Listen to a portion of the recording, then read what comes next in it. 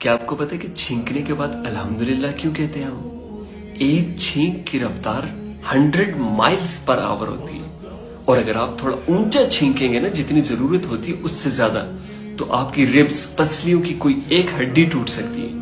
क्या होगा अगर आप अपने नाक और मुंह बंद करके छींकेंगे?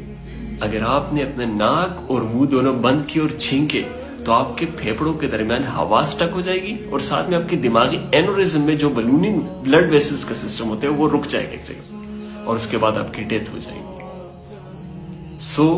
जब आप छींकते हो, आपका जो पूरा सिस्टम है ना जिस्म का, ये काम छोड़ देता है। यहां तक कि आपका दिल भी काम छोड़ देता है जिस वक्त आप छींक रहे होते हैं। बेसिकली छींकने के बाद आप दोबारा एक नई जिंदगी में आ जाते हैं। ये आज साइंस प्रूफ कर रहे हैं।